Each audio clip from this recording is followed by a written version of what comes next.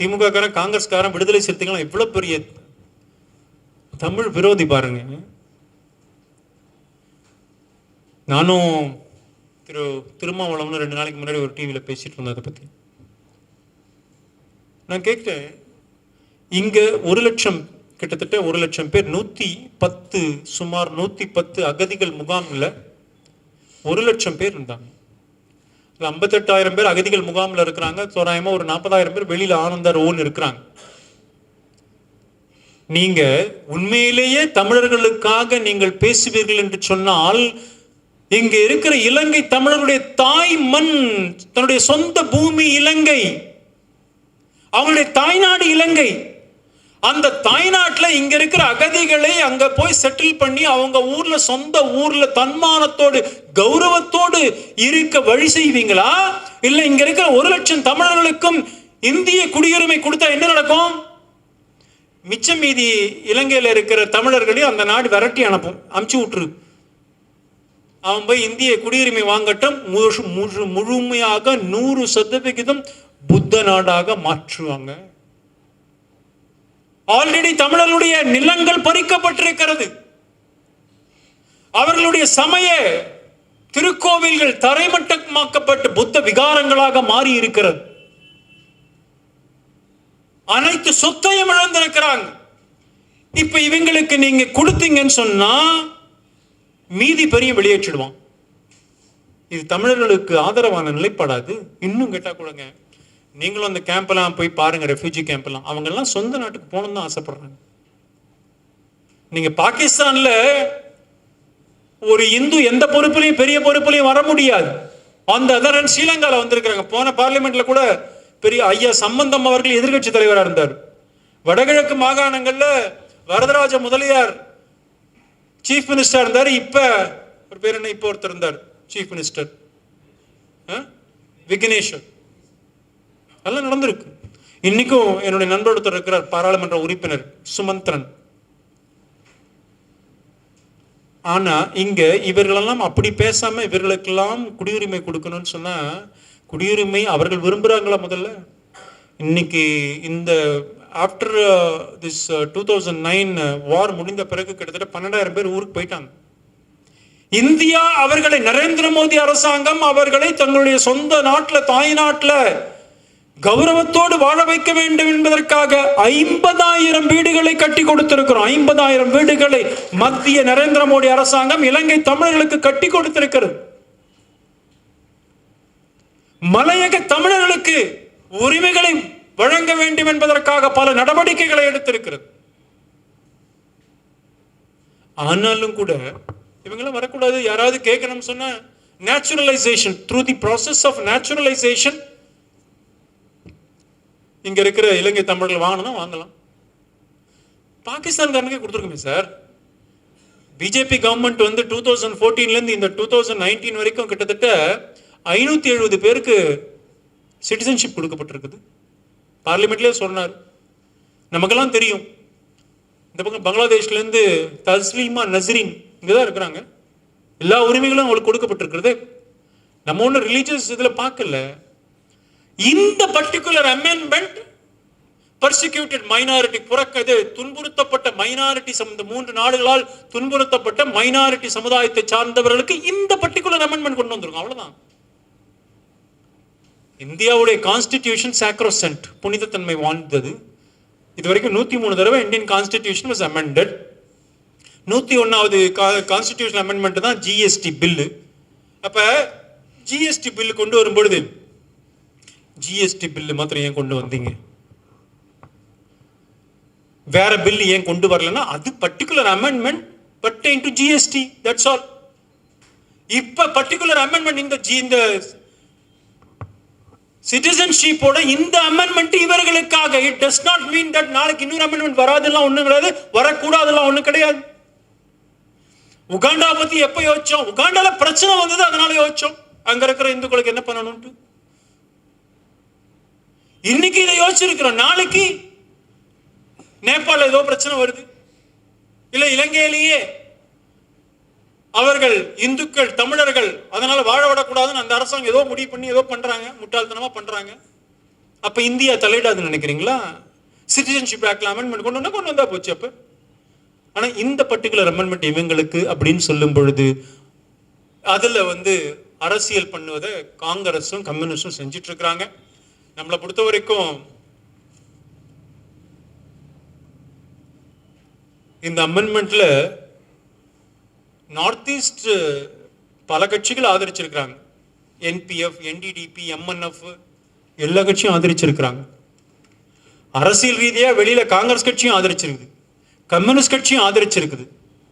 அதனால இது தேவையில்லாத இந்த பிரச்சனையை எடுத்துக்கிறாங்க. நம்மளை பொறுத்த வரைக்கும் இதுல பில்லு பாஸ் பண்ணா உடனே எல்லா இந்துக்களும் நீங்கள்லாம் இனிமேல் பங்களாதேஷ் இந்துக்கள்லாம் இந்தியர்கள் சொல்ல போறதில்லை, ஜெயின்ஸ் எல்லாம் இந்துக்கள் இந்தியர்கள் சொல்ல போறதில்லை. அதுக்கு சில எப்படிலாம் அந்த ரூல்ஸ் ஃப்ரேம் பண்ணுவாங்க, என்னென்னலாம் கிரைட்டீரியா இருக்கு, எதெல்லாம் அவங்க ஃபுல்ஃபில் பண்ணணுங்களாம் இருக்கு. அப்படித்தான் இந்த பில் வந்திருக்கே தவிர இதுல அரசியல் பேசப்படுவது அது வெற்று அரசியல். நம்ம பொறுத்த வரைக்கும் உலகத்தில் இருக்கிற இந்துக்களுக்கு, இந்தியாவிலே இருக்கிற இந்துக்களுக்கு மாத்திரம் பாரதிய ஜனதா கட்சி துணை இருக்காது. உலகத்திலே எந்த மூலையிலே இந்துக்களுக்கு பிரச்சனைனாலும் பாரதிய ஜனதா கட்சி நிச்சயமாக வரும். பாதுகாப்புல ஒரு நாடு முக்கியத்துவம் கொடுக்கணுங்க. அது யாரா இருந்தானே, இந்துவா இருந்தானே, முஸ்லீமா இருந்தானே. உல்ஃபா தீவிரவாதிகள் இந்துக்கள் தானே, நம்ம என்ன விட்டோமா? இங்க இருக்கிற எல்டிடிஇ வேலுப்பிள்ளை பிரபாகரன் இந்து தானே, அதனால ராஜீவ் காந்தியை கொண்டுட்டாரு. எல்டிடி தடை இன்னைக்கும் பண்ணிருக்கிறோம், இந்துங்கிறத விட்டாங்களா? நாட்டினுடைய பாதுகாப்பு முக்கியம். அது இந்துவா முஸ்லீமாங்கிறதெல்லாம் இங்க முக்கியம் இல்லை. ரோஹிங்கியா முஸ்லிம்ஸோட ட்ராக் ரெக்கார்டு இப்படி இருக்கு. இல்ல பரவாயில்ல, ஓட்டுக்காக அதெல்லாம் பேச முடியுமா என்ன? இப்ப கூட சிட்டிசன்ஷிப் அமெண்ட்மெண்ட் ஆக்ட் கொண்டு வந்துட்டோம். இங்க இருக்கிற இந்துக்களுக்கு, அங்கேருந்து வந்த இந்துக்களுக்கு நம்ம சிட்டிசன்ஷிப் கொடுக்குறோம்னா என்ன பிளாங்கெட் ஆர்டரா? அது கிடையாது. செக் அண்ட் பேலன்ஸ் இருக்கும். பல விஷயங்கள் அங்க இன்டெலிஜென்ஸ் இன்புட் எல்லாம் வச்சுதான் பண்ணுவாங்க, சும்மாலாம் பண்ண மாட்டாங்க. முன்ன அது கிடையாது. அவர்கள் குடியுரிமை பெற முடியாது, இப்ப குடியுரிமை பெறலாம். நம்ம இன்னும் கேட்டா ஏதோ ஓவர் நைட் கொண்டு வந்த சட்டம் இல்லை. இந்த பெர்சிக்யூட்டட் மைனாரிட்டிஸ்க்கு, துன்புறுத்தப்பட்ட சிறுபான்மை சமுதாயத்தை சார்ந்தவர்களுக்கு பாகிஸ்தான்ல இருந்து, பங்களாதேஷ்ல இருந்து, ஆப்கானிஸ்தான்ல இருந்து வந்தவர்களுக்கு இங்க தங்கிப்பதற்கு ஒரு அமெண்ட்மெண்ட் கொண்டு வந்தோம் 2015. BJP government 2015 passport act amend பண்ணோம், நம்ம ஃபாரினர்ஸ் ஆக்ட் அமெண்ட் பண்ணோம் இவர்கள் தங்குவதற்காக. இது புதுசு இல்லையே, எதையும் மறைச்சு பேசலையே. பார்லிமெண்ட்ல நிறைவேற்றப்பட்டது, நோட்டிபிகேஷன் இஷ்யூட், அப்பெல்லாம் அப்ஜெக்ட் பண்ணல. இன்னைக்கு அவர்களுக்கு இந்த உரிமையை கொடுத்திருக்கிறோம், சிட்டிசன்ஷிப் ரைட் கொடுத்திருக்கோம். அங்க இருக்கிற இதுல கேம்ப்ல இருக்கிறவங்க எல்லாம் நிறைய பேர் உங்க சொந்த ஊருக்கு போகணும்னு விரும்புறாங்க. இங்க எங்களுக்கு சரியா இருக்குன்னு சொல்ல மாட்டோம், ஆனா என்னதான் இருந்தாலும் எங்க ஊர்ல இருக்கணும்னு நினைக்கிறோம். அதுல 12,000 பேர் ஏற்கனவே போயிட்டாங்க. 2007 இருந்து இந்த 19 வரைக்கும் போட்டு அவங்க எல்லாம் திரும்பி போயிட்டாங்க. இவங்களும் போக விருப்பப்படுறாங்க, அதுக்கு பர்மிஷன் கேட்கறாங்க. நல்ல பேக்கேஜ் இருந்தா அங்க போறதுக்கு ரெடியா இருக்காங்கன்னு நான் படிச்சேன். நானும் சில பேர்கிட்ட, ஸ்ரீலங்கன் லீடர்ஸ் சில பேர் எனக்கு நண்பர்கள் உண்டு, அவங்க கிட்ட எல்லாம் பேசும்பொழுது அவங்க அதான் சொல்றாங்க, எங்களுடைய நாடு இது, நீங்க மாத்திரம் அதை விட்டுட்டீங்கன்னா அங்க இருக்கிற எஞ்சி இருக்கிற தமிழையும் தடுத்து விரட்டி அனுப்பிச்சு விட்டுருவோம், அந்த நாடே புத்திஸ்ட் ஸ்டேட்டா போயிடும் கடைசியில. நாங்க எங்களுடைய உரிமைகள் விடணும், அது என்னுடைய நாடு அப்படின்னு தான் அவங்க சொல்றாங்க. ஸோ அதனால தான் நான் என்னுடைய பாயிண்ட், அவங்களை அங்கே இருக்கணும்னு தான் விரும்புகிறாங்கன்றதான் நான் கேள்விப்பட்டதும் நான் பார்த்ததும் சொல்கிறேன். பாரதிய ஜனதா கட்சி தன்னுடைய தேர்தல் அறிக்கையில ஒவ்வொரு முறையும் நாங்கள் ஆட்சிக்கு வந்தால் 370 நீக்குவோம், ராமர் ஆலயம் கொண்டு வருவோம், காமன் சிவில் கோடு கொண்டு வருவோம் அப்படின்னு சொல்லிட்டு இருக்கிறாங்க. இதெல்லாம் ஜனசங்கத்திலேருந்து சொல்கிற விஷயம் தானே அவங்களோட தேர்தல் அறிக்கையில். அது ஒரு லைன், அது ஒரு வரி தான் அவங்களுடைய தேர்தல் அறிக்கை. எதையும் நிறைவேற்ற முடியாது அப்படின்னு நினைச்சிட்டு இருந்தாங்க.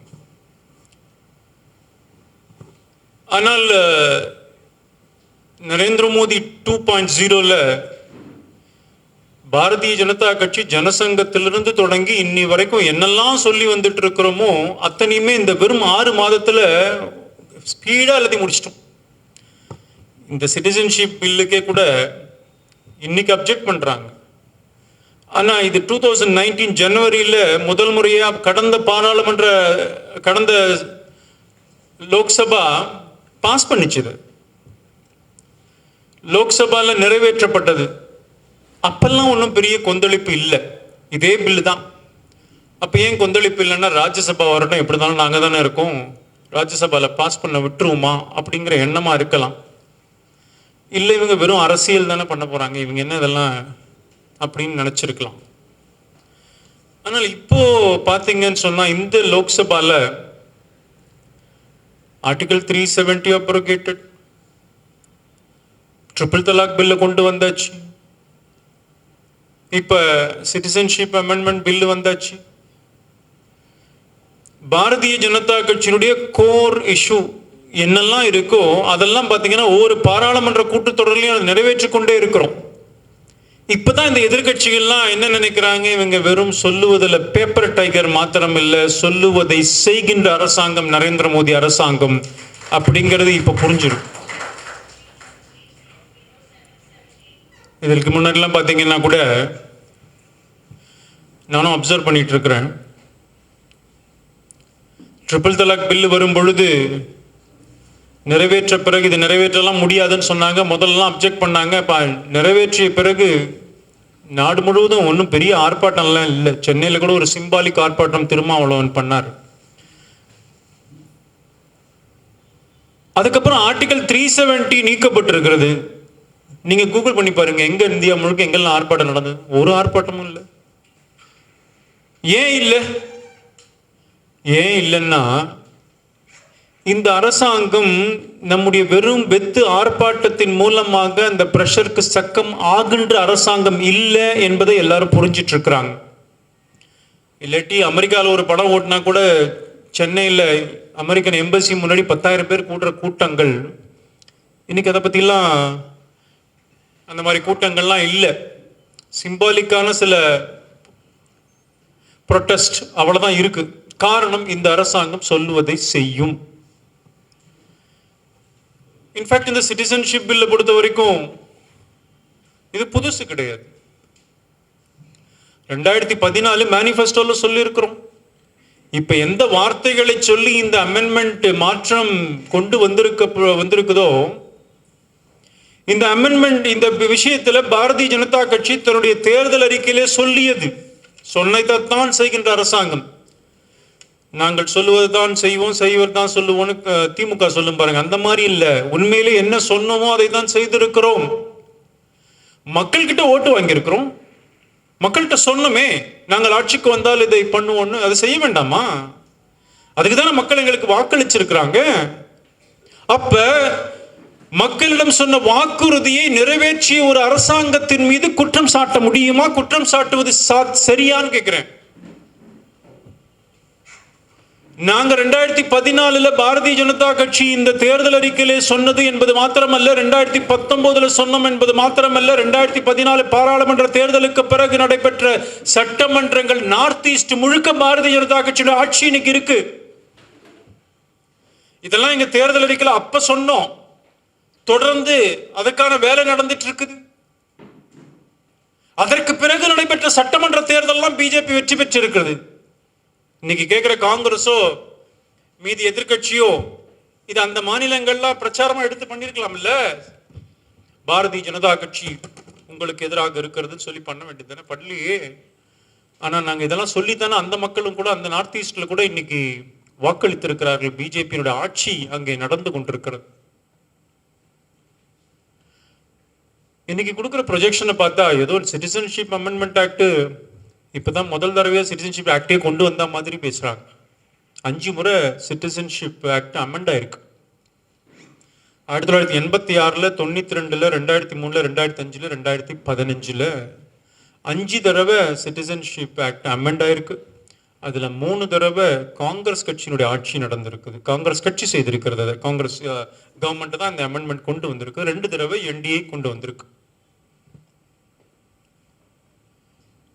ஒரு ஆட்சிக்கு சட்டத்திலே சில மாற்றங்களை ஏற்படுத்துவதற்கு சட்ட ரீதியாக அரசியலமைப்பு கொடுக்கப்பட்ட அந்த உரிமைகள் அடிப்படையிலே மாற்றங்களை கொண்டு வர முடியாதா என்ன? ஏன் கொண்டு வர முடியாது? இவங்களெல்லாம் இப்ப பாரதிய ஜனதா கட்சி எதை செய்தாலுமே அதை அப்ஜெக்ட் பண்ணும். பிஜேபியோட கோர் இஷ்யூஸ் என்னங்க? 370 அப்ரோகேஷன், காமன் சிவில் கோட், இதெல்லாம் வந்து பிஜேபியினுடைய சட்டத்திட்டத்தில் இருக்கிற விஷயம் மாத்திரமில்ல, எங்களுடைய கொள்கை மாத்திரமில்ல, 1951 இருந்து நாங்க சொல்லிட்டு இருக்கோங்கிறது மாத்திரமில்ல, இது அரசியலமைப்பு சட்டத்தில் சொல்லப்பட்டிருக்கிறது. Article 44 of the Constitution says, ஒரு ஆட்சி, ஒரு நாடு, directive principle of state policy, வழிகாட்டு நெறிமுறைகள், இந்த நாடு எந்த பாதையிலே போக வேண்டும் என்று வழிகாட்டு நெறிமுறைகள் அரசியலமைப்பு சட்டத்திலே கொடுக்கப்பட்டிருக்கிறது. அதுல ஆர்டிகல் 44 பொது சிவில் சட்டம் கொண்டு வரணும்னு இருக்கு. நான் சிட்டிசன்ஷிப் வரேன், அதுக்கும் வரேன். ஆனா நாங்க எடுத்துக்கிற எல்லாமே பாத்தீங்கன்னா அரசியலமைப்பு சட்டத்துல என்ன சொல்லிட்டு இருக்கோ அதை தான் பேசிட்டு இருக்கிறோம். இது வெறும் பிஜேபி விஷயம் இல்ல. அரசியலமைப்பு சட்டம் 44 பொது சிவில் சட்டம் கொண்டு வரணும்னு வழிகாட்டு நெறிமுறையில கொடுக்கப்பட்டிருக்கிறது. இதை பத்தி கான்ஸ்டிடியூவன்ட் அசெம்பிளில, அரசியல் நிர்ணய சபையில மிகப்பெரிய விவாதம் நடந்தது. டிராப்டிங் கமிட்டியில் சேர்மன் டாக்டர் அம்பேத்கர். எப்படி தெரியுமா விவாதம் நடக்குது? இல்ல, இந்த நாட்டிற்கு பொதுவான சிவில் சட்டம் வேண்டும்னு அட்வொகேட் பண்ணதே டாக்டர் அம்பேத்கர். அவர் அதுக்கு கொடுக்கிற காரணங்கள் என்ன தெரியுமா? அவர் சொல்றாரு, இந்த நாட்டில் எல்லாருக்கும், கிட்டத்தட்ட எல்லா மதத்தை சார்ந்தவர்களுக்கும் 90% எல்லாம் ஒரே சட்டமா தான் இருக்கு. இன்ஹெரிட்டன்ஸ்ல வாரிசுரிமை சட்டம், திருமண சட்டம், இது மாத்திரம்தான் மாறி இருக்கிறது முஸ்லிம்களுக்கு. ஆனா மீதி 90% சட்டம் எல்லாருக்கும் ஒன்னாதான் இருக்கு. அதனால நம்ம எல்லாருக்கும் ஒரே பொது சிவில் சட்டம் கொண்டு வருவோம் அப்படின்னு பேசிட்டு அதுக்கு ஒரு உதாரணம் சொல்றாரு. நீங்க இஸ்லாமியர்கள் ஏற்றுக்க மாட்டாங்கன்னு சொல்றீங்க, உங்களுக்கு எல்லாம் ஒண்ணு தெரியுமா? இந்தியாவிலே ஷரியத் சட்டம் கொண்டு வராங்க பிரிட்டிஷ் கவர்மெண்ட் 36ல. அந்த ஷரியத் சட்டத்தை கொண்டு வரும் பொழுது Malabar Muslims, Kutch Memons, Bombay province Muslims, western province Muslims எல்லாம் அப்ஜெக்ட் பண்றாங்க. ஷரியத் சட்டம் ஏன் இம்ப்ளிமெண்ட் பண்றீங்க? நாங்க இஸ்லாமியர்கள் ஷரியத் சட்டத்தை ஃபாலோ பண்ணணும்னு ஏன் சொல்றீங்க? நாங்க எங்க லோக்கல் கஸ்டம்ஸ், லோக்கல் லாவை ஃபாலோ பண்ணிட்டு இருக்கிறோம் எல்லாரும். எங்களை ஏன் ஷரியத் சட்டத்துக்குள்ள கொண்டு வரீங்கன்னு ஒரு பெரிய ஆர்ப்பாட்டம் நடந்தது. முஸ்லிம் கம்யூனிட்டி ஒத்துக்கல. இது நான் சொல்லல, அம்பேத்கர் சொல்றாரு. நீங்க கான்ஸ்டிடியூவன்ட் அசெம்பிளி டிஸ்கஷன்ஸ்லாம் நீங்க கூகுள் பண்ணி பாத்தீங்கன்னாலே இருக்கும் அதை பத்தி. So Muslims, they objected introduction of Shariat law. அப்ப பிரிட்டிஷ் கவர்மெண்ட் என்ன பண்ணிட்டான்னா, சரி போட்டோம், நம்ம இந்தியன் மேரேஜ் ஆக்ட்லாம் இருக்கு பாருங்க, அந்த மாதிரி உங்களுக்கு விருப்பப்பட்டா நீங்க ஷரியத் ஏத்துக்குங்க. யாரெல்லாம் நான் ஷரியத் ஏத்துக்கிறேன்னு சொன்னா ஏத்துக்குங்க, இல்லாட்டி சாதாரணமா நீங்க பண்ணீங்கன்னு அப்படிதான் மெதுவா கொண்டு வந்து ஷரியத்தை போட்டாங்க, கொண்டு வந்துட்டாங்க. இது டாக்டர் அம்பேத்கர் சொல்றாரு. அப்ப சில அப்ஜெக்ஷன்ஸ் இருக்கு. அதுக்கப்புறம் அதை சரி ஓகே டைரக்டிவ் பிரின்சிபல்ல கொண்டு வரலான்னு டைரக்டிவ் பிரின்சிபல் ஆஃப் ஸ்டேட் பாலிசியில, வழிகாட்டு நெறிமுறையில் அதுல கொண்டு வந்துட்டாங்க. ஆர்டிகல் 44. பிஜேபி சொன்னது மாத்திரம் இல்ல, அம்பேத்கர் அதான் சொல்றாரு. இந்திய அரசியலமைப்பு சட்டம் ஆர்டிகல் 44 பொது சிவில் சட்டத்தை பத்தி சொல்லுது. ஆர்டிகல் 370 370 பாத்தீங்கன்னா அதுவே நீங்க கான்ஸ்டிடியூஷன் புக் எடுத்து பாருங்க, டெம்பரவரினே ஒரு மேல டெம்பரவரினே வருது. இப்ப தற்காலிகமாக இருக்கிற ஒரு விஷயம் நீக்கப்பட வேண்டும், நீக்கப்படும், அந்த உறுதிமொழியோடு தான் அது வந்தது.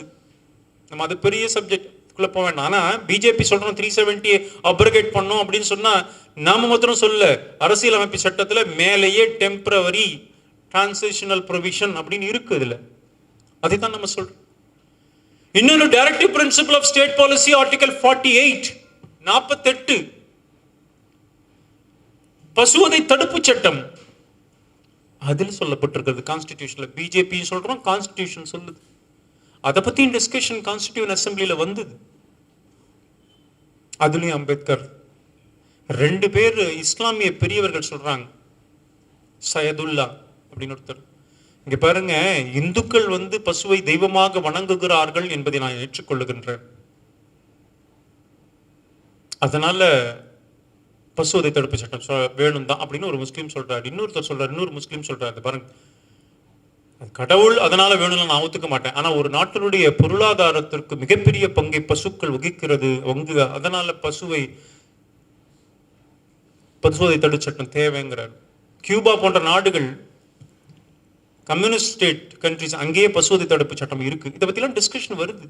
அப்ப பசுவதை தடுப்பு சட்டம் வேணும்னு சொல்லிட்டு அந்த கேட்டல் இதெல்லாம் வந்து ஸ்லாட்டர்லாம் இருக்கக்கூடாதுன்னு சொல்லிட்டு ஆர்டிகல் 48ல வந்திருக்குது.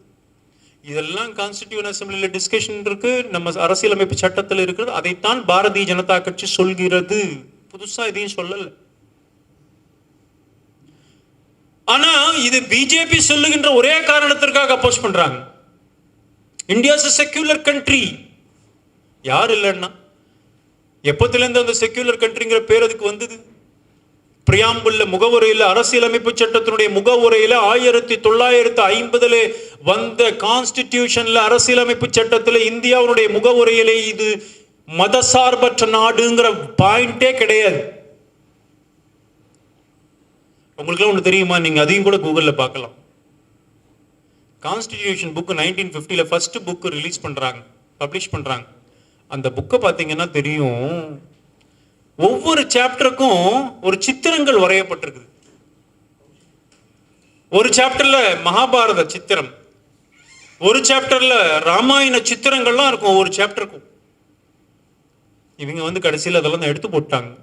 1950 புக்ல ஃபர்ஸ்ட் புக்ல பாருங்க, அப்படிதான் இருக்கு. நம்ம நாட்டுடைய மரியாதா புருஷோத்தமங்களுடைய சித்திரங்கள் இருந்தது, அக்பர் அவருடைய சித்திரம் இருந்தது, எல்லாரும் பத்தி இருந்தது. ஆனா இன்னைக்கு அது இல்லை. 42nd அமெண்ட்மெண்ட் இந்திரா காந்தி எமர்ஜென்சியில கொண்டு வந்த பிறகுதான் இந்தியாவுடைய அரசியலமைப்பு சட்டத்தில் செக்யூலரிசம்ங்கிற வார்த்தை சேர்க்கப்பட்டது. அதுக்கு முன்னாடிலாம் அது கிடையாது. ஆனா India was secular, India is secular, India will be secular, not because of it is given in constitution, because of 80% of Hindus. உலகத்துல தன்னுடைய நாட்டுடைய மதம் இஸ்லாம் என்று அறிவித்துக் கொண்ட நாடுகள் கிட்டத்தட்ட 45 நாடுகள் இருக்கு. தன்னுடைய நாட்டுடைய மதம் கிறிஸ்தவம் என்று அறிவித்துக் கொண்ட நாடுகள் அதே மாதிரி 50க்கும் மேற்பட்ட நாடுகள் இருக்கு. இந்தியா மதசார்பற்ற நாடு. சட்டத்துல சொன்னதனால இந்த நாடு மதசார்பற்ற நாடாகல. இந்த நாடு இந்தியா மத ரீதியாக துண்டாடப்பட்டது. ஜின்னா தானே சொன்னார், இஸ்லாமியர்களுக்கு ஒரு நாடு வேண்டும் என்று சொன்னார். உருவாக்கப்பட்டது பாகிஸ்தான். எல்லாரும் கெஞ்சினாங்க, ஆனா உருவாடுது.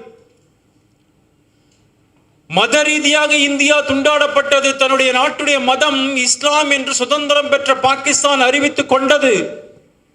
1971 தன்னுடைய பங்களாதேஷ் உருவாகியது. அதற்கு காரணம் இந்தியா.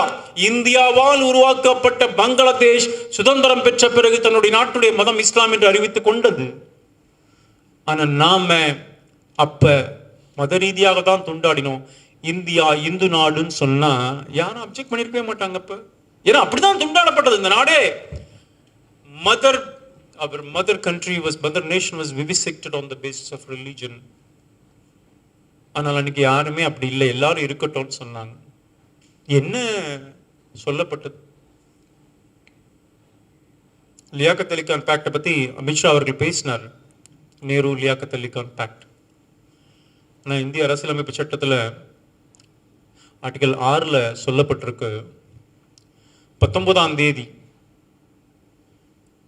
ஜூலை 1948, அதுதான் டெட்லைன் டேட்டு.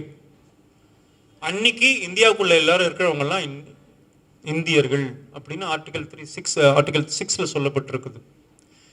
அதுக்கு முன்னாடி என்னன்னா, இந்தியா பிரிவினை வந்த பொழுது பாகிஸ்தான்ல இருக்கிற இந்துக்கள் தாங்கள் விரும்பினால் இந்தியாவுக்குள்ள செட்டில் ஆகலாம். அதே போல இந்தியாவில் இருக்கிற இஸ்லாமியர்கள் தாங்கள் விரும்பினால் பாகிஸ்தானுக்கு போகலாம்னு சொல்லப்பட்டது. நிறைய பேர் மைக்ரேட் ஆனாங்க.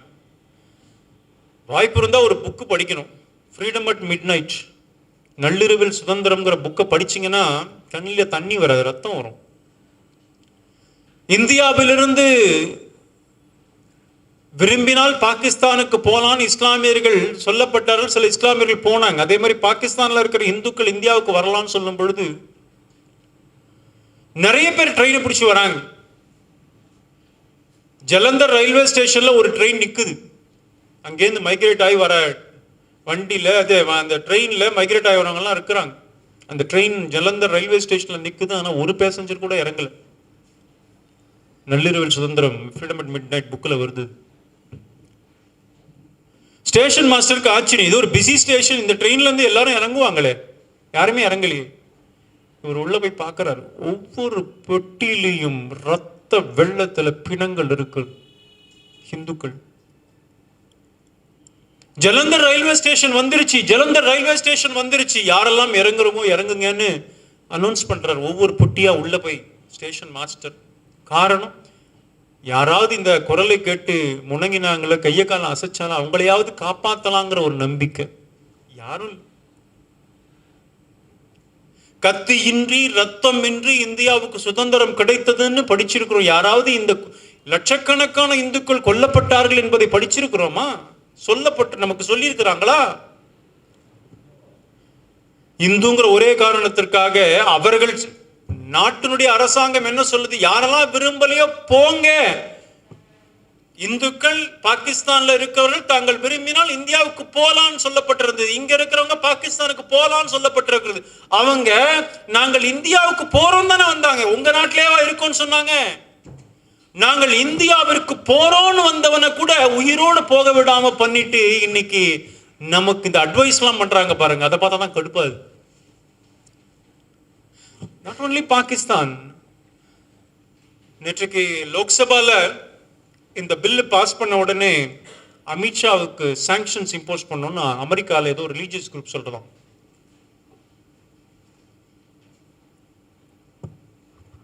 வேடிக்கை. இதே அமெரிக்கா, அதே அந்த சொல்றாங்க பாருங்க, இந்த ஃபோரம் 1971 பங்களாதேஷ் சுதந்திரம் கிடைச்ச பிறகு அங்க இதே மாதிரி பாகிஸ்தான்ல இந்துக்களுக்கு என்ன நடந்ததோ அதே மாதிரி பங்களாதேஷ் இந்துக்களுக்கு நடந்தது. Mass killing. அப்ப அதை பத்தி அறிக்கை இதே ஆர்கனைசேஷன் அப்ப கொடுத்திருக்கு, கண்டம் பண்ணிருக்கு. பங்களாதேஷ 1971 அறிக்கை கொடுத்திருக்கு இதே யுஎஸ் ஆர்கனைசேஷன். ஆனா இன்னைக்கு அதே அமித்ஷா பேர்ல நடவடிக்கை எடுக்கணும்னு பேசுது. நம்ம பொறுத்த வரைக்கும் இலங்கையில இருக்கிற தமிழர்களுக்கு ஒரு பிரச்சனை. என்ன சொல்றாங்க? இந்தியா தலையிட வேண்டும். இந்தியா தலையிட வேண்டும் என்பது மாத்திரமல்ல, இந்திய ராணுவ நடவடிக்கை தேவை. இந்திய ராணுவ நடவடிக்கை நடந்தது, உங்களுக்கு எல்லாம் ஞாபகம் இருக்கும்னு நினைக்கிறேன். ஆபரேஷன் பூமாலை. ராஜீவ்காந்தி பிரைம் மினிஸ்டரா இருக்கும் பொழுது வடக்கு மாகாணங்கள்ல தமிழர்களுக்கு சாப்பாடு கூட பிரச்சனையா இருந்தது. உணவு மிகப்பெரிய பிரச்சனையா இருந்தது. அரசியலை உற்று நோக்குபவர்களுக்கு தெரியும். அப்போ இந்தியாவிலிருந்து பெங்களூர் ஏர்பேஸ்ல இருந்து 5 மிராஜ் 2000 ஏர்கிராப்ட்ல உணவு பொட்டலங்களை எடுத்துக்கொண்டு அந்த இலங்கையிலே வடகிழக்கு பகுதி, வடக்கு பகுதியில் நம்முடைய இலங்கை இந்திய ராணுவ விமானங்கள், விமானப்படை விமானங்கள் போய் ஏர்ட்ராப் பண்ணாங்க சாப்பாடெல்லாம். அப்ப வான் பண்ணாங்க, நீ எங்களுடைய இந்த விமானப்படை விமானத்துல ஏதாவது நடந்தது, தாக்குதல் நடத்தினீங்கன்னா இலங்கை மீது போரிட்டு தொடுப்போம்னு ராஜீவ்காந்தி சொன்னார். எவ்வளவு அப்பெல்லாம் நான் ஸ்கூல் படிச்சுட்டு இருந்தேன். எவ்வளவு சந்தோஷமா இருந்தது நம்ம நாட்டினுடைய ராணுவத்தை பற்றி. எதுக்காக போனோம்? இன்னைக்கு கூட ஏன் சொல்றோம் இலங்கை தமிழர்கள் பிரச்சனையில இந்தியா தலையீடு இருக்க வேண்டும்? எதுக்காக சொல்றோம்? 1000 சொன்னாலும் அவர்கள் இலங்கை தமிழர்களா இருக்கலாம், இலங்கை நாட்டை சேர்ந்தவர்களா இருக்கலாம். ஆனா தமிழர்களுடைய பூமி, இந்துக்களுடைய பூமின்னு சொன்னா அது இந்தியா தான். It is right. இந்தியா இலங்கை பிரச்சனையில, இலங்கை தமிழர்கள் பிரச்சனையில தலையிட வேண்டும் என்பது எவ்வளவு சரியோ அதே போல உலக நாடுகள்ல, உலகத்துல இருக்கிற இந்துக்களுக்கு ஒரு பிரச்சனைன்னா இந்தியா தான் தலையிட முடியும், தலையிட வேண்டும். Mountain duty. இந்துக்கள் உலக நாடுகள்ல பிரச்சனை எங்க தான் போவாங்க?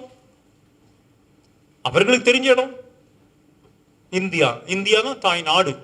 அவங்க பல தலைமுறைகள் அங்க செட்டில் ஆயிருக்கலாம். ஆனால் அந்த உறவுகள், இந்தியாவுக்கும் இந்துக்களுக்கும் இருக்கிற உறவுகள் ஒன்று இருக்குல்ல. இன்னைக்கு ஏன் அவங்களுக்கு தரணும் இவங்களுக்கு தரணும்னு பேசுறாங்க? நம்ம உகாண்டாக்கு தந்திருக்குமே. உகாண்டால இடியமின் உகாண்டாவுடைய அதிபராக இருந்து, அங்கே ஆக்சுவலி உகாண்டால நிறைய ஹிந்துஸ் பாப்புலேஷன் இருந்தது. பிரிட்டிஷ்காரன் அப்போ கூட்டிகிட்டு போயிருந்தான் அங்கே வேலைகளுக்கு. எப்படி நம்ம மலையக தமிழர்கள்லாம் இங்கேருந்து அங்கே போனாங்களோ அதே போல் வேலைக்காக உகாண்டாக்கு போனாங்க. 19th century 20th centuryல ஆனா இடியமின் வந்த பிறகு, இடியமின் ஒரு முஸ்லிம், அங்க இருக்கிற இந்துக்களை விரட்டணும்னு சொல்லிட்டு மிகப்பெரிய அளவில் அங்க மீதி மதத்தை சார்ந்து விரட்டி அடித்தான். இந்திய அடைக்கலம் கொடுத்தோம் உகாண்டால இருக்கிற இந்துக்களுக்கு. ஏன்? It is natural. அவங்க நம்ம தான் தர முடியும், வேற யார் தர முடியும் இந்துக்களுக்கு? சோ இந்த மாதிரி ஏற்கனவே இருக்குது, நம்ம பண்ணி இருக்கிறோம். இலங்கைக்கு பண்ணி இருக்கிறோம், இலங்கை தமிழர்களுக்கு பண்ணி இருக்கிறோம். நாம என்ன சார் சொன்னோம்? ஏன் இந்த 3 கண்ட்ரி, ஏன் இந்த Hindu, Parsi, Buddhist, Jains, Christians? நம்ம பேக்ட் என்ன? சுதந்திரம் பெறும் பொழுது நீங்க விரும்பினா அங்க போலாம், அவங்க விரும்பினா இங்க வரலாம்னு சொன்னோம். அதுதான் ஜவஹர்லால் நேருக்கும் லியாக்கத் அலி கானுக்கும் இருக்கிற ஒப்பந்தமும் அதுதான். எங்க நாட்டில் இருக்கிற மைனாரிட்டி சமுதாயத்திற்கு அத்தனை உரிமைகளையும் கொடுத்து பாதுகாப்புங்கிறது தான் அந்த பேக்ட். பாகிஸ்தான்ல இருக்கிற மைனாரிட்டிகளுக்கு அத்தனை உரிமையும் கொடுப்போம், இந்தியாவில் இருக்கிற மைனாரிட்டிக்கு இந்திய அரசாங்கம் உரிமைகளை கொடுத்து நடத்தும், அங்க மத ரீதியாக பாகுபாடு இருக்காது, அப்படித்தான் சொல்லிட்டு ஆட்சியை ஆரம்பித்தார்கள். ஆனா நடந்தது என்ன? நான் ஏற்கனவே சொன்னேன், அங்கேருந்து வரேன்னு சொன்னேன், நான் இருக்கேன்னு சொல்லல. பாகிஸ்தான்ல இருந்து நாங்க இந்தியாவுக்கு போறேன்னு சொன்னவன கூட உயிரோட போக விடல. அப்ப கவர்மெண்ட் என்ன பண்ணும்? கால் கொடுத்தாங்க, யாரெல்லாம் அங்க போனோமோ போலான்னு. சில பேர் அன்னைக்கு என்ன நினைச்சாங்க, பாகிஸ்தான்ல இருக்கிற இந்துக்கள் எல்லாமே ஒன்னா தானே இருந்தோம், பக்கத்து வீட்டுக்காரர் தானே, இங்கதானே குழந்தை, இங்கதானே பிறந்ததுல இருந்து இருக்கிற, ஒண்ணு நடக்காதுன்னு நினைச்சு என்ன பண்ணாங்க, அப்ப பல இந்துக்கள் நாங்க இங்கேயே இருக்கோம் அப்படின்னு சொன்னவங்க எல்லாம் உண்டு, பாகிஸ்தான்லயே இருக்கும் அப்படின்னு சொன்னவங்க எல்லாம் உண்டு. நல்ல எண்ணிக்கை இதுல நம்ம பிறந்த வீரை விட்டுட்டு ஏன் போனோம்? நேத்துக்கு நானும் அண்ணனும் தம்பியுமா தானே பழகிட்டு இருக்கணும், எனக்கு என்ன நடந்துட போகுது அப்படின்னு இருந்தவங்க எல்லாம் இருந்தாங்க. ஆனா தன்னுடைய நாட்டுடைய மதம் இஸ்லாம் என்று அறிவித்துக் கொண்ட பாகிஸ்தான்ல அன்னைக்கு இருந்த பாப்புலேஷன், இந்து பாப்புலேஷன் 22%. அதுக்கப்புறம் கொஞ்சம் கொஞ்சமா மாறி போச்சு. இன்னைக்கு என்ன, நாட் ஈவன் 1%. எங்க போனாங்க மீதி 21%?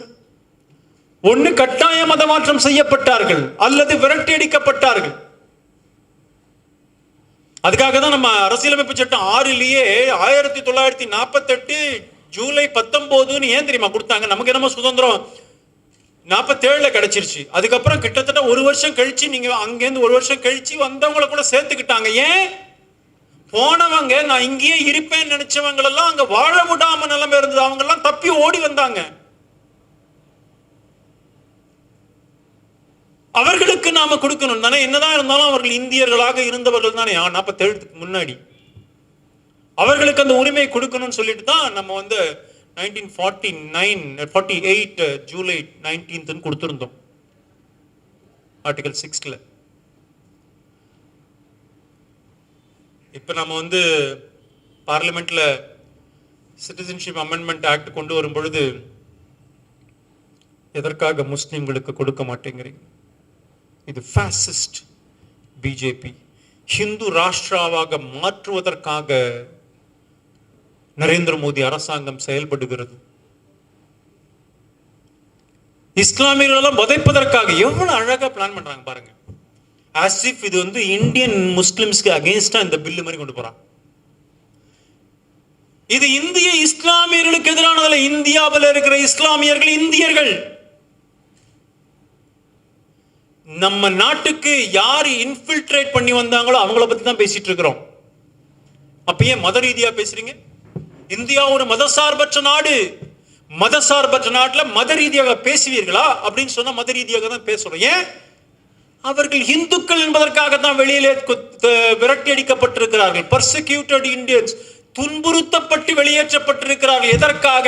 அவர்கள் தன்னுடைய மதத்தை அங்கே வழிபட்டார்கள் என்பதற்காக, ஃபாலோ பண்றாங்கிறதுக்காக தான். இந்துங்கிறதுக்கு தான் வெள்ள அமைச்சிருக்கிறாங்க, புத்திஸ்ட்னால தான் வெள்ள அமைச்சிருக்கிறாங்க, கிறிஸ்டியன்கிறதுனால தான் அந்த நாட்டில், பாகிஸ்தான்ல, பங்களாதேஷ்ல பல சர்ச்சுக்கள் சூறையாடப்பட்டிருக்கிறது, இடித்து தரைமட்டமாக்கப்பட்டிருக்கிறது. எதனால? அவர்கள் கிறிஸ்துவர்கள், அவர்கள் இந்துக்கள். அதனால தான் விரட்டி அடிக்கப்பட்டிருக்கிறார்கள். இந்த இடத்துல மதத்தை பார்க்காம என்னத்தை பார்ப்பீங்க? அப்ப முஸ்லிம்ஸ்க்கு these 3 states are declared Islamic states. தன்னுடைய நாட்டினுடைய மதம் இஸ்லாம் என்று அறிவித்துக் கொண்டது. அந்த இடத்துல பர்சிக்யூஷன் எப்படி வரும்? அங்க வர வாய்ப்பு இல்லை. ஆனால் இவர்களெல்லாம் மதத்திற்கு இதுக்காக இன்னைக்கு அப்செக்ட் பண்றாங்க பாருங்க. கம்யூனிஸ்ட் கட்சிக்காரங்க காங்கிரஸ் கட்சிக்காரங்களும் அது ஒரு வேடிக்கையான விஷயம். 2015 அஸ்ஸாம் மாநில காங்கிரஸ் கமிட்டி ஒரு தீர்மானம் போடுது. அந்த தீர்மானத்தில் என்ன தெரியுமா சொல்லிருக்கு? பங்களாதேஷ்ல இருந்து வந்த இந்த மைனாரிட்டி சமுதாயத்தை சார்ந்தவர்களுக்கு அவர்கள் என்னெல்லாம் துன்பத்தை அனுபவித்துக் கொண்டிருக்கிறார்கள், இந்தியாவிலே அகதிகளாக இருக்கிறார்கள், அவர்களுக்கு குடியுரிமை வழங்க வேண்டும் அஸ்ஸாம் காங்கிரஸ் கமிட்டியினுடைய தீர்மானம். அவருடைய தலைவர் முதலமைச்சர் தருண் கோகாய் தலைமையில் தீர்மானம் போட்டு பிரைம் மினிஸ்டர் நரேந்திர மோடிக்கு அமிச்ச இந்த காங்கிரஸ் இன்னைக்கு எப்படி நீங்க கொண்டு வரலாம்னு கேட்கிறாங்க. அஸ்ஸாம் காங்கிரஸ் மாத்திரம் இல்ல, கோழிக்கோடுல 2012 செப்டம்பர் மாசம் 4ஆம் தேதி கோழிக்கோட்டில் சிபிஎம் மாநாடு நடக்குது, அகில இந்திய மாநாடு, கம்யூனிஸ்ட் பார்ட்டியோட மாநாடு. அந்த மாநாட்டில் ஒரு தீர்மானம், பர்சிக்யூட்டட் மைனாரிட்டிஸ்க்கு, பங்களாதேஷி அந்த இதுல இருக்கிற அகதிகளுக்கு அவர்களுக்கு குடியுரிமை வழங்க வேண்டும் என்று சொல்வது யார்? Communist Party of India, Marxist.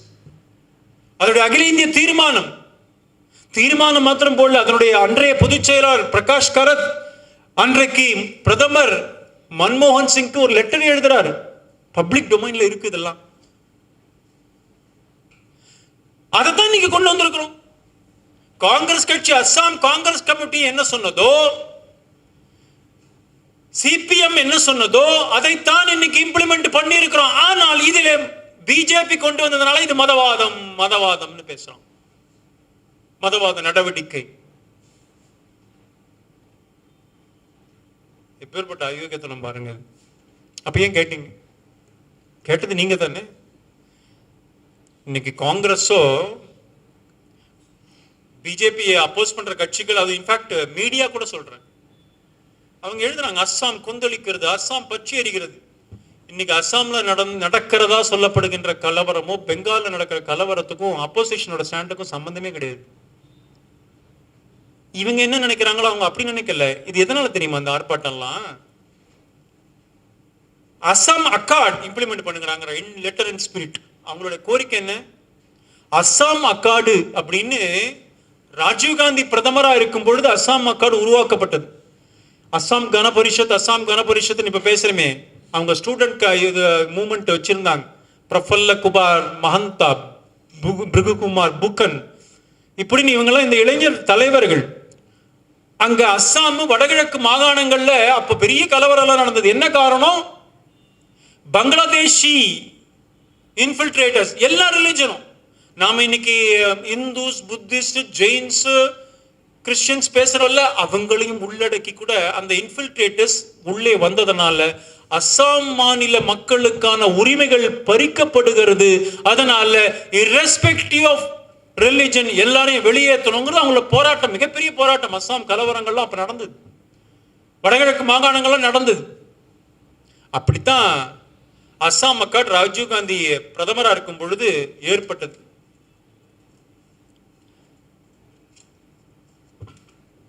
அப்ப என்ன பேக்ட்? 1971 வரைக்கும்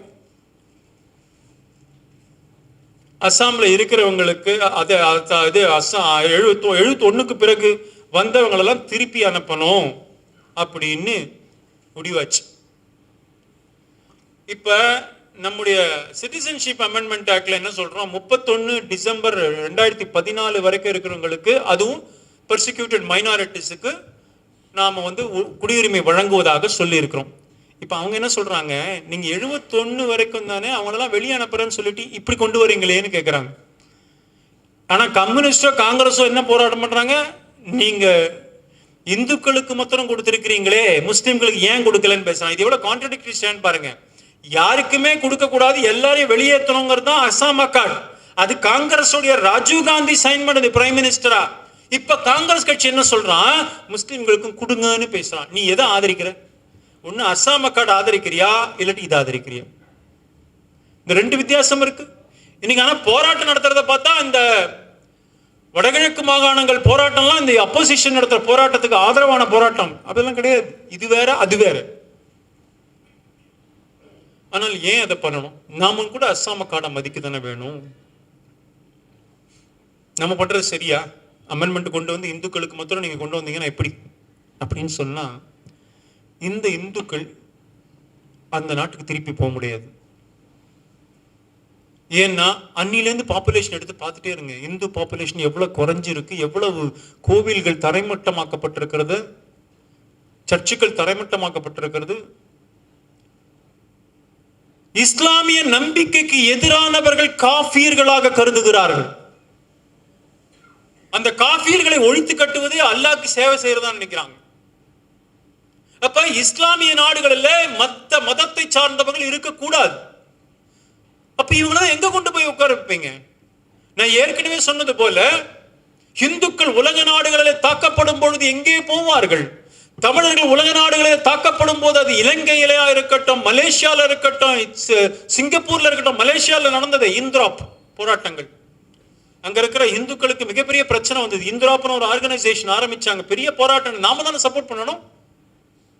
நம்ம மக்கள் தொப்புள் குடி உறவுன்னு சொல்றான் பாத்தீங்களா? அப்ப இங்க இருக்கிற இந்துக்கள் அங்கே மைக்ரேட் ஆகி வந்திருக்கிறாங்க. அவர்கள் அங்கே வாழத்தானே விரும்பினாங்க. 47 நாம சொல்லும் பொழுது நீங்கள் அங்கே இருந்து வாழலாம் என்று விரும்பினால் இருங்கள் என்று சொன்னார்கள். நம்முடைய வார்த்தைகளை நம்பித்தானே அவர்கள் அங்க இருந்தாங்க. ஒண்ணும் நடக்காது. நேருவும் லியாக்கத் அலிக்கான ஒரு ஒப்பந்தத்தை ஏற்படுத்திட்டாங்க. அதனால இன்னும் பிரச்சனையே கிடையாது. பாகிஸ்தான்ல பிறந்த நான் இந்துவாகவே பாகிஸ்தான்ல இருக்கலாம்னு நம்பிதானே, நம்ம சொன்ன வார்த்தையை தானே நம்பினாங்க அவங்க. ஆனா அவர்கள் விரட்டி அடிக்கப்படும் பொழுது அவர்களை காப்பாற்ற வேண்டாமா? நாம தானே உறுதி கொடுத்திருந்தோம். ஒண்ணும் நடக்காது, நில்லுங்க.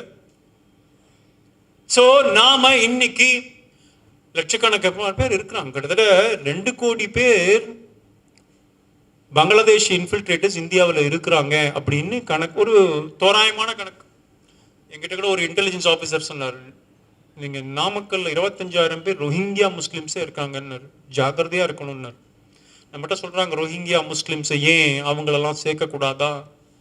பர்சிக்யூட்டட் மைனாரிட்டிஸ்ங்கிறது வேற, வேறு விதமாக உள்ளே வந்தவர்கள் என்பது வேற.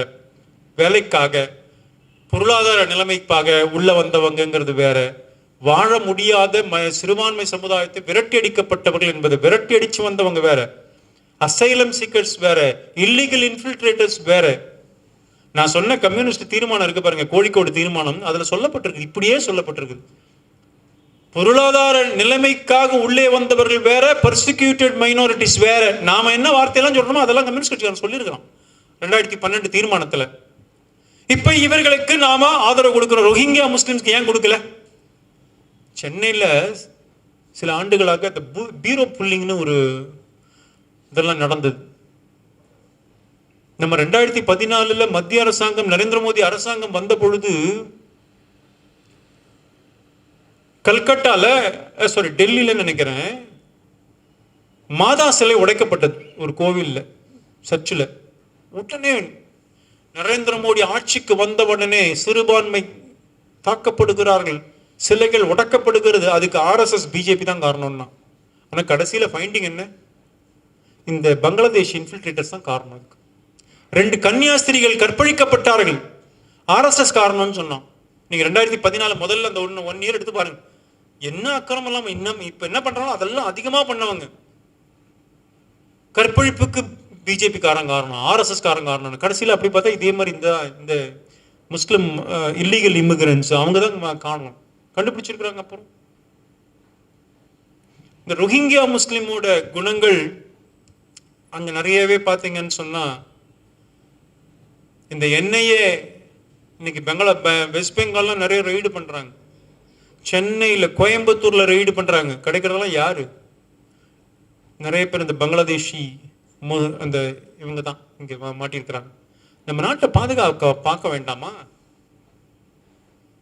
உலக நாடுகள் மத்தியில பாரு, இன்னைக்கு அமெரிக்கா வந்து நம்மளை வந்து அப்ஜெக்ட் பண்றாங்க, எப்படி இப்படி செய்யலாம். முந்தானத்து பேப்பர் எடுத்து பாருங்க, நான் நெட்ல பார்த்தேன்.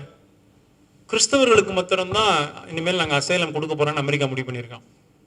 அதுவும் மாத்திரம் இல்லை, வருஷத்துக்கு 75,000 பேர் போய் இப்போ 18,000 பேரை குறைச்சிட்டோம். இனிமேல் நாங்கள் எல்லாருக்கெல்லாம் நான் வந்து அசைலம், ரெஃப்யூஜி ஸ்டேட்டஸ்லாம் அசைலம்லாம் கொடுக்க முடியாது. அமெரிக்கா எங்களோட செக்யூரிட்டி த்ரெட் இருக்கு, நாங்கள் 18,000 பேருக்கு தான் கொடுக்க போறோம். 75லேருந்து 18 மாத்திட்டான் ட்ரம்ப் அட்மினிஸ்ட்ரேஷன். ஏன் ட்ரம்ப் எலெக்ஷன் அப்ப பேசினாரு, மெக்சிகோல இருந்து ரெஃப்யூஜிஸ் வரதை பத்தி என்ன தெரியுமா பேசினாரு? When Mexico send its people, they are not sending their best. When Mexico send its people, they are not sending their best. They are sending people that have lots of problems, and they are bringing those problems to us. They are bringing drugs, they are bringing crime, they are rapists, and some, I assume, are good people. இது Trump பேசினது. இப்போ Trump America மாத்திரம் மெக்சிகோலேருந்து வந்த எல்லா ரெஃப்யூஜியும் எடுத்துக்க மாட்டான், அவன்லாம் ட்ரக்கை கொண்டு வரான், கிரிமினல்ஸாக இருக்கான், அவனெல்லாம் நான் எடுத்துக்கணுமா அப்படின்னு பேசினா, நான் இப்போ கூட சொல்கிறேன், ட்ரம்ப் அப்படி பேசினா சரிதான். ஒரு நாட்டுடைய தலைவன் அப்படி தான் பார்க்கணும். நம்முடைய நாட்டுடைய செக்யூரிட்டியை பார்க்கணும். இதெல்லாம் பார்க்காம யார் வந்தாலும் வாங்கினா சத்திரமா நம்முடைய நாடு. நாட்டுடைய பாதுகாப்புக்காக எவ்வளவு வருடங்களுக்காக எவ்வளவு செலவு பண்ணிட்டு இருக்கோம், எத்தனை 1000 கோடிகள் செலவு பண்றோம். டெமோகிராபிக் இம்பேலன்ஸ் வந்தா அது எப்படி இருக்கும்? நான் சொன்ன இந்தியா மதசார்பற்ற நாடு. இந்தியா மதசார்பற்ற நாடாக இருக்க வேண்டும் என்று சொன்னால் இந்தியாவில் மெஜாரிட்டி ஹிந்துஸ் இருக்கும் வரைதான் அது நடக்கும்.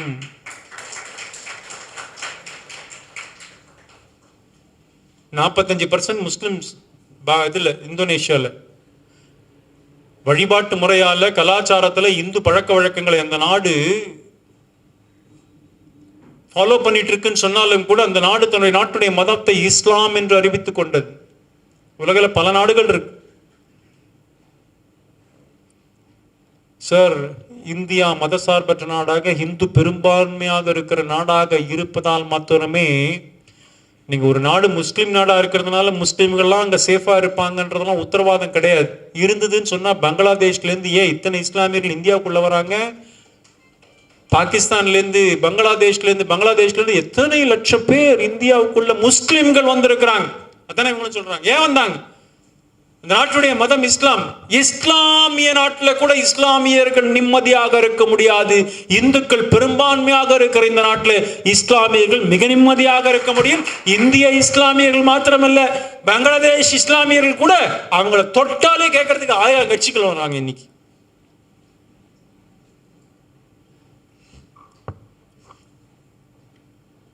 நம்ம இது வயலேட்ஸ் ஆர்டிகல் 14 பார்லிமெண்ட்ல ஆர்கியூ பண்றாங்க. அரசியலமைப்பு சட்டம் 14 வயலேட் பண்ணுது. எப்படி மத ரீதியாக மற்றும் சிந்திக்க முடியும்? ஆர்டிகல் 14 பத்தி சொல்லும் பொழுது சொல்றாங்க, அரசியலமைப்பு சட்டம் இந்திய அரசியலமைப்பு சட்டம் இந்தியர்களுக்கு அப்படின்னு நம்ம ஆர்கியூ பண்ணா இல்ல. ஆர்டிகல் 14ல இந்தியன் சிட்டிசன் சொல்லல, ஆல் பர்சன்ஸ் இன்க்ளூடிங் ஃபாரினர்ஸ் அப்படின்னு போட்டிருக்குங்க ஆர்கியூ பண்றாங்க. ஆர்டிகல் 14 அப்சல்யூட் ரைட்லாம் கிடையாது. ரீசனபிள் ரெஸ்ட்ரிக்ஷன் ஆர்டிகல் 14ல இருக்கு. ஒரு ஜனாதிபதியும் பிரதமருக்கும் ஈக்குவலா ஒரு சாமானிய மக்கள் இருக்க முடியும்னு சொல்ல முடியாது. ஆர்டிகல் 14 ரைட் ஆஃப் ஈக்குவாலிட்டின்னு சொன்னா அப்ப ஏன் ரைட் ஆஃப் ஈக்குவாலிட்டி ஆர்டிகல் 14 இந்திய அரசியலமைப்பு சட்டத்தில் சொல்லப்பட்டிருக்கிறது. ஆனால் இஸ்லாமியர்களுக்கான தனி உரிமை கல்வியிலே இருக்கிறது. ஏன் சிறுபான்மை சமுதாயத்தை சார்ந்தவர்களுக்காக கல்வியிலே தனி உரிமை கொடுக்கப்பட்டிருக்கிறது. Does it not violate Article 14 of the Constitution? Article 14 பத்தி சுப்ரீம் கோர்ட் பல டிசிஷன்ஸ் எடுத்திருக்குது. ரீசனபிள் ரெஸ்ட்ரிக்ஷன் உண்டு அதுக்கு. அதனால இவங்க ஆர்டிகல் 14 காட்டிட்டு நீங்க we will challenge it before supreme court, தாராளமா சேலஞ்ச் பண்ணுங்க. ஆர்டிகல் 14 பத்தி பேசும்பொழுது ஆர்டிகல் 11 ஒன்னு இருக்கு கான்ஸ்டிடியூஷன்ல. அரசியலமைப்பு சட்டம் 5லிருந்து 10 சிட்டிசன்ஷிப்பை பற்றி பேசுது. யாருக்கெல்லாம் கொடுக்கணும், எப்படி கொடுக்கணும், அப்படிலாம் சொல்லுது. அதில் ஆர்டிகல் 11ல் அரசுக்கு ஒரு அதிகாரம் பார்லிமெண்ட் கொடுக்குறது. என்ன தெரியுமா? Article 11 says, nothing in the foregoing provisions of this part shall derogate from power of parliament to make any provisions with respect to the acquisitions and termination of citizenship and all matters relating to citizenship. Nothing in the foregoing provisions of this part shall derogate from the power of Parliament to make any provisions with respect to the acquisitions and termination of citizenship and all matters relating to citizenship. 5லேருந்து 10 வரைக்கும் என்ன வேணா சொல்லியிருக்கலாம். ஆனா 11வது ப்ரொவிஷன்ல பார்லிமெண்ட்டுக்கு குடியுரிமை பற்றி சட்டம் இயற்றுவதற்கு அதிகாரம் இருக்கிறது பார்லிமெண்ட்டுக்கு அப்படின்னு சொல்லிட்டு இருக்கு. ஆர்டிகல் 11.